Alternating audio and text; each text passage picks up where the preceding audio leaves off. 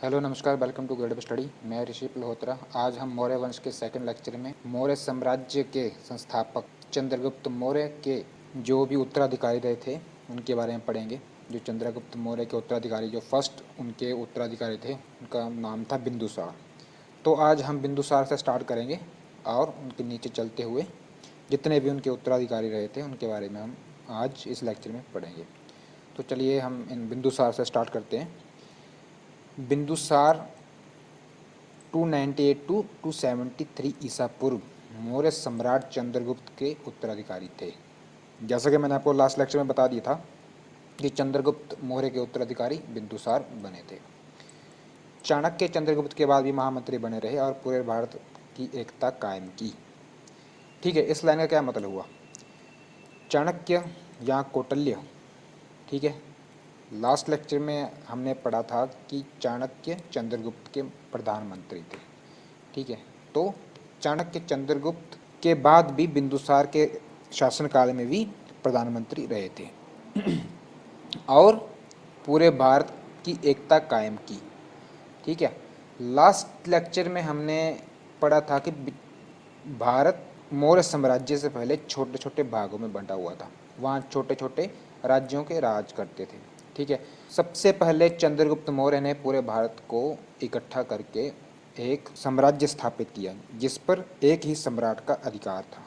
ठीक है, उसके बाद बिंदुसार ने भी सेम किया। बिंदुसार ने पूरे भारतवर्ष को इकट्ठा करके पूरा एक एकता कायम की। तो जो सेकंड लाइन है उसमें यही बताया गया है, पहला जो वाक्य है उसमें बताया गया है कि चाणक्य चंद्रगुप्त के काल में भी मंत्री रहे थे और उन्होंने सेम कार्य किया था पूरे भारत की एकता कायम करने का। ठीक है, नेक्स्ट आता है बिंदुसार को अमित्रधात, सिंहसेन, भद्रसार, अजातशत्रु के नाम से भी जाना जाता है। ठीक है, क्वेश्चन आता है इस लाइन के ऊपर कि बिंदुसार को और किन किन नामों से जाना जाता है। तो इनमें से कोई भी ऑप्शन आ सकता है, तो आपको ये सारे ऑप्शन याद रखने हैं। अमित्रकोटिस के साथ इसका लिंक है। ठीक है, अमित्रकोटिस भी आता है, इसमें मैंने अमित्रकोटिस नहीं लिखा है क्योंकि अमित्रकोटिस एक यूनानी शब्द है। ठीक है, तो काफ़ी टाइम जो मैक्सिमम प्रोबेबिलिटी रहती है क्वेश्चन की इसके रिगार्डिंग आने की कि बिंदुसार का यूनानी नाम क्या है या बिंदुसार का को किस नाम से जाना जाता है, तो अमित्रकोटिस भी उसका ऑप्शन आ सकता है, तो आपको अमित्रकोटिस भी याद रखना है। ठीक है, यहाँ पे नेक्स्ट लाइन हम पढ़ते हैं। मैक्सथनीज का उत्तराधिकारी डायमेकस सीरिया के सम्राट का राजदूत बन के बिंदुसार के दरबार में रहता था। डायमेकस, आपको नाम याद रखना है। डायमेकस किसका उत्तराधिकारी था? मैक्सथनीज का। ठीक है, मैक्सथनीज जब राजदूत बन के भारत में आया था, वो किसके दरबार में आया था? वो आया था बिंदुसार के पिताजी यानी सम्राट चंद्रगुप्त मौर्य के दरबार में आया था। ठीक है, और डायमेकस ने मैक्सथनीज को रिलीज़ किया था। ठीक है, मैक्सथनीज के बाद डायमेकस मौर्य साम्राज्य के दरबार में आया था। उस समय राजा कौन थे? बिंदुसार थे। तो इस पे क्वेश्चन बन के आ सकता है कि डायमेकस के नाम से डायमेकस के समय मौर्य साम्राज्य के राजा कौन थे? तो उसमें आपका सही आंसर रहेगा बिंदुसार थे। यूनानी लेखों में बिंदुसार को अमित्रकोटिस भी कहा गया है। अमित्रकोटिस मतलब ऐसा व्यक्ति जो अपने अमित्रों को मारता हो या अमित्र को घात करता हो। सेम इसका हिंदी में उसको ट्रांसलेट जब उसका मतलब निकाला गया है अमित्रघात या अजातशत्रु। ठीक है, अमित्रकोटिस आपको नाम याद रखना है। नेक्स्ट आता है बिंदुसार के राज में तक्षशिला में विद्रोह हुआ। ठीक है, यहाँ पे एक स्टोरी आती है। ठीक है, यहाँ से हम अशोक के बारे में आपको बताना स्टार्ट करूँगा। हुआ क्या बिंदुसार के राज में? तक्षशिला जो कि कश्मीर में थी। नाउ तक्षशिला, इस टाइम पे तक्षशिला पाकिस्तान में पड़ता है, लेकिन अभी मैं आपको कश्मीर की बात करूं तो कश्मीर जितना भी एरिया है जो पाकिस्तान और भारत में आता है, मैं उस क्षेत्र की बात कर रहा हूँ। तक्षशिला में जब विद्रोह हुआ तो उस समय बिंदुसार के दूसरा बेटा वहाँ पे राज करता था। तो उस समय के जो राजा थे कश्मीर के, उन जो बिंदुसार के एक पुत्र थे, उन्होंने विद्रोह को शांत करने का प्रयास किया लेकिन उनसे नहीं हुआ। तो बिंदुसार ने उसके बाद अशोक को वहाँ भेजा। अशोक वहाँ गया और बहुत कम समय में तक्षशिला का विद्रोह दबा दिया। बोला जाता है कि उन्होंने उनके साथ संधियाँ की थी, ठीक है, और कई जगह ऐसा बोला जाता है कि अशोक वहाँ गए, उन्होंने मार काट करके, मतलब फोर्सफुली, ठीक है, युद्ध करके वहाँ का विद्रोह दबाया था। और विद्रोह समाप्त करने के बाद अशोक ने वहाँ पे एक महानगर की स्थापना की या नगर की स्थापना की, उसका नाम था श्रीनगर, ठीक है। तो क्वेश्चन बन के आ सकता है, श्रीनगर की स्थापना किसने की? श्रीनगर की स्थापना की थी अशोक ने। और श्रीनगर की स्थापना किस काल में हुई थी? श्रीनगर की स्थापना हुई थी मौर्य साम्राज्य के काल में। और श्रीनगर की स्थापना किसके राज में हुई थी? तो उस समय राजा थे बिंदुसार, ठीक है। इस विद्रोह को दबाने के लिए बिंदुसार ने अपने पुत्र अशोक को भेजा, ठीक है, ये मैंने आपको अभी पहले ही बता दिया था। अशोक बिंदुसार का उत्तराधिकारी बना। बिंदुसार ने अपना उत्तराधिकारी अशोक को ही बना दिया। लेकिन बात यहाँ पे नहीं रुकती है। अशोक को अपना उत्तराधिकारी बनाने और उसके राजगद्दी पे बैठने में डिफरेंस है, समय का डिफरेंस है, क्योंकि उनके बहुत सारे भाई थे जो अशोक को राजा नहीं बनने देना चाहते थे। तो इसलिए कहा भी जाता है कि अशोक ने अपने सारे भाइयों को हत्या कर दी, अपने चचेरे सुतेले भाइयों को सभी की हत्या कर दी, उसके बाद वो गद्दी पर बैठे थे, ठीक है। ठीक, अभी हम नेक्स्ट पढ़ेंगे अशोक के बारे में। अब अशोक के बारे में पढ़ने से पहले मैं आपको बता दूं, जिन लोगों ने भी Sunday mock test series join की है उनके बहुत सारे मैसेज आ रहे हैं, बहुत सारे एप्रिसिएशन के मैसेज आ रहे हैं, बहुत सारे लोगों को पसंद आ रही हैं। General science important question bank भी बहुत सारे लोगों को पसंद आ रहे हैं। जनरल साइंस के इंपॉर्टेंट क्वेश्चन बैंक के हैं ये, जो हमने जितने भी इंपॉर्टेंट क्वेश्चन हैं 500 क्वेश्चन, उनकी एक लिस्ट बनाई हुई है। काफ़ी सारे ये क्वेश्चन रिपीट होते हैं एग्ज़ाम्स, ठीक है। और मोस्ट इम्पॉर्टेंट ये हैं कि बहुत सारे बच्चों को हमारे संडे मॉक टेस्ट सीरीज पसंद आ रही है, उसके लिए काफ़ी सारे मैसेज आ रहे हैं, सभी के लिए धन्यवाद। तो चलिए अभी आगे बढ़ते हैं, चक्रवर्ती सम्राट अशोक के बारे में पढ़ते हैं, ठीक है। ईसा पूर्व 304 से 232 चक्रवर्ती सम्राट का राज भारत पर रहा था, ये आपको याद रखना पड़ेगा, 304 से 232 ईसा पूर्व तक। नेक्स्ट पढ़ते हैं, अशोक सम्राट बिंदुसार तथा रानी धर्मा का पुत्र था, ठीक है।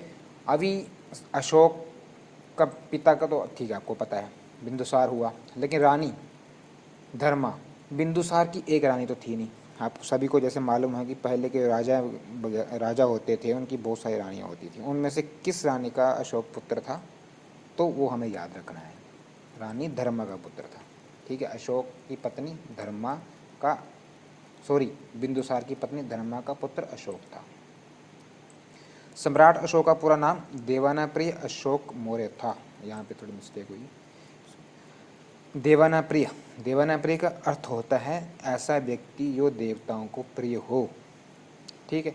तो यहाँ पे दूसरा नाम करके ऐसा भी आ सकता है, अशोक का पूरा नाम क्या था? देवानाप्रिय, आपको याद रखना पड़ेगा, ठीक है। ये थी एक छोटी सी ट्रिक, इसके रिगार्डिंग मैं आपको बता देता हूँ कि आपको देवानाप्रिय याद नहीं रहे तो जो मैंने आपको उसका मतलब बताया है, ऐसा व्यक्ति जो देवताओं या देवों को प्रिय हो, देवानाप्रिय। नेक्स्ट आता है, सम्राट अशोक का साम्राज्य आज का संपूर्ण भारत, पाकिस्तान, अफगानिस्तान, नेपाल, बांग्लादेश, भूटान, म्यांमार के अधिकांश भूभाग पर था।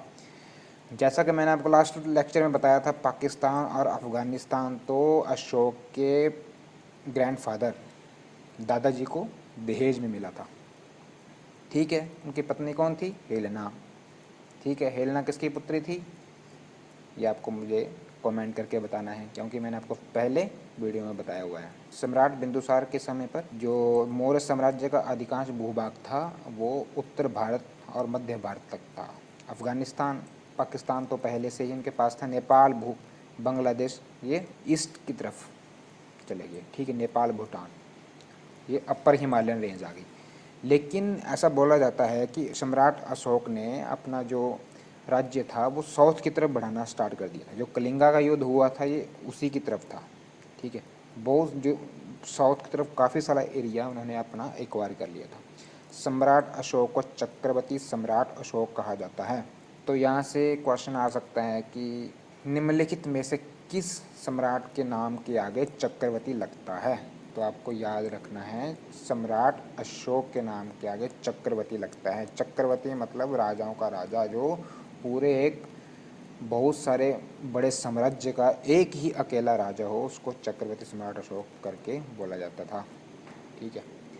सम्राट अशोक ने श्रीनगर शहर की स्थापना की, ये मैंने आपको लास्ट स्लाइड में बता दिया था। जब उन्होंने तक्षशिला का विद्रोह दबाया था, उसके बाद उन्होंने श्रीनगर शहर की स्थापना की थी। अशोक सम्राट ने एक और शहर की भी स्थापना की थी, वो अभी नेपाल में है, उसका मैं आपको आंसर बाद में बताऊंगा। सम्राट अशोक ने 261 ईसा पूर्व में कलिंग का युद्ध किया। कलिंग का युद्ध कब हुआ?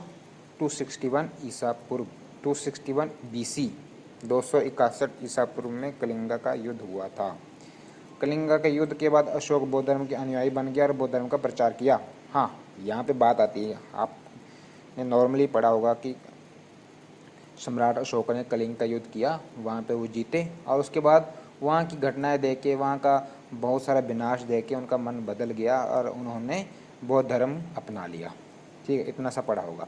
लेकिन एक बात मैं आपको यहाँ पे सिंपली क्लियर करके बता देता हूँ कि अशोक का कलिंग का अंतिम युद्ध था, पहला युद्ध नहीं था। उन्होंने बहुत सारे युद्ध लड़े थे, उन्होंने बहुत सारे मौतें देखी थी, बहुत सारी हत्याएं उन्होंने की थी। उन्होंने अपने सम्राट अशोक ने अपने चचेरे भाइयों को, अपने सौतेले भाइयों को मारा था।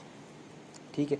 और ऐसे व्यक्ति ने, जिस व्यक्ति ने अपने चचेरे भाइयों को, अपने सौतेले भाइयों को मारा होगा और युद्ध में इतना विनाश देख के उसका मन बदल रहा है, तो आप इस बात का अंदाजा यहीं से लगा सकते हो कि उस युद्ध में कितना ज़्यादा विनाश हुआ होगा। तो ऐसा बोला जाता है कि इस जो कलिंगा का युद्ध किया था सम्राट अशोक ने, वो किया था हाथियों के लेके, क्योंकि कलिंग एक ऐसा राज्य था, वहाँ पे बहुत सारे हाथी थे। ठीक है। नॉर्मली अशोक राजा क्या करता थे कि दूसरे राज्यों में युद्ध लड़ने से पहले अपने दूतों को वहाँ पर भेजते थे और संधि करने के लिए बोलते थे। ठीक है, नॉर्मली मामला निपट जाए। लेकिन कलिंग के जो राजा थे, उन्होंने इसके लिए मना कर दिया। तो गुस्से में आके इन्होंने वहाँ पे बहुत भयंकर तरीके से युद्ध धावा बोल दिया। तो बोला जाता है कि ये ऐसा युद्ध था कि इस युद्ध में कलिंगा के बूढ़े बच्चे, गर्भवती महिलाएं, सब जितने भी वहाँ पे रहने वाले लोग थे, सभी को मार दिया गया था। ठीक है। जब अशोक वहाँ गए, उन्होंने छोटे छोटे बच्चों की लाशें देखी, बूढ़े लोगों की लाशें देखी। ठीक है। सैनिकों के अलावा बहुत सारी हत्याएं हुई थी, गर्भवती महिलाओं की हत्याएं देखी। तो ये ऐसा दृश्य देख के उनका मन चेंज हुआ था। ठीक है। इस ऐसा से ये सब दृश्य देखने के बाद अशोक का मन थोड़ा युद्ध के प्रति ठीक नहीं था। तो उसके बाद क्या हुआ, बोला जाता है कि अशोक के भतीजा था जो बौद्ध धर्म का पालन करता था। तो उन्होंने उसके बारे में, बौद्ध धर्म के बारे में सबसे पहली बार अपने भतीजे से पूछा था। तो जो उनके भतीजे थे, उन्होंने एक प्रसिद्ध भिक्षु थे, उनका नाम था उपगुप्त, उनके पास उनको भेज दिया था कि उनके पास जाओ, वहाँ से आप दीक्षा लो। ठीक है। तो सम्राट अशोक उपगुप्त नाम के एक भिक्षु, बौद्ध भिक्षु थे, उनके पास गए और बौद्ध धर्म की दीक्षा ली। तो क्वेश्चन यहाँ से बन के आता है कि बौद्ध सम्राट अशोक ने किस से बौद्ध धर्म की दीक्षा ली थी? तो उनका नाम आएगा उपगुप्त। ठीक है। अशोक ने अपने पुत्र महेंद्र और संघमित्रा को श्रीलंका में बौद्ध प्रचार के लिए भेजा था। क्वेश्चन इस तरह से आ सकता है कि अशोक के कौन से पुत्र और पुत्री श्रीलंका में बौद्ध धर्म के प्रचार के लिए गए थे? तो उसका आंसर आएगा महेंद्र और संघमित्रा। नेक्स्ट आता है, सम्राट अशोक द्वारा प्रवर्तित कुल 33 अभिलेख प्राप्त हुए हैं। ठीक है। तो सम्राट अशोक ने बौद्ध धर्म का प्रचार करने के लिए बहुत सारे अभिलेख लिखे हैं। तो ऐसे कुल कितने जो अभी तक अभिलेख प्राप्त हुए हैं, उनकी संख्या है 33। तो ये आपको नंबर याद रखने पड़ेंगे। ठीक है। नेक्स्ट आता है, अशोक ने लगभग 36 वर्षों तक शासन किया, उसके बाद लगभग 232 ईसा पूर्व में उनकी मृत्यु हो गई थी। तो एक बात मैं आपको यहाँ बता दूँ, मौर्य साम्राज्य का जो पूरा जो राज किया था भारतवर्ष में, वो किया था 137 ईयर। मौर्य साम्राज्य में कुल 10 राजा हुए हैं। ठीक है। तो 137 में 36 साल तक जो राज किया है वो अकेले अशोक ने ही किया था। ठीक है। यहाँ पे अशोक आएगा। अशोक की मृत्यु के बाद मौर्य साम्राज्य लगभग 50 वर्षों तक चला। मौर्य साम्राज्य के अंतिम वंशज कौन थे, उनका नाम आता है, ये मैंने आपको लास्ट वीडियो में बता दिया था उनका आंसर। तो वो एक क्वेश्चन आता है, वो आपको याद रखना पड़ेगा। और ये लाइन भी आपको याद रख सकते हैं कि अशोक के मरने के बाद या अशोक की मृत्यु के बाद मौर्य साम्राज्य कितने वर्षों तक चला था, तो उसका आंसर आएगा 50। एक मौर्य साम्राज्य के ऊपर एक और वीडियो आएगी, उसमें पूरे जितने भी इन दो पहली और सेकंड या दूसरी वीडियो में जितना भी मैंने पढ़ाया है उसके रिलेटेड जितने भी क्वेश्चंस बनते हैं वो इन दोनों वीडियो में, जो लास्ट वीडियो होगी उसमें आएंगे। तो जो थर्ड वीडियो जो आने वाली है उसके लिए आपको मैं चाहता हूं कि आप पहली और सेकंड वीडियो मौर्य साम्राज्य के ऊपर उसको अच्छे से देखें, जितना भी मैंने आपको पढ़ाया है उसको अच्छे से ध्यान से समझें। और जो थर्ड वीडियो आएगी उससे रिलेटेड जितने भी क्वेश्चंस होंगे वो एक मॉक टेस्ट टाइप का ही होगा, जो ऑनलाइन मॉक टेस्ट टाइप का होगा, वो आपको मैं उसमें पूरा कवर करवाऊंगा। ठीक है, आपको मेरे साथ उसमें चलना पड़ेगा। जो उसके जितने भी क्वेश्चन के जितने भी आंसर होंगे वो पहले आपको 2 वीडियो में मिल जाएँ। तो चलिए दोस्तों, आज के लिए बस इतना ही। हमें कोई भी आपको मैसेज देना है तो आप हमें इंस्टाग्राम पे फॉलो कर सकते हैं, वहाँ पे आप हमें मैसेज दे सकते हैं।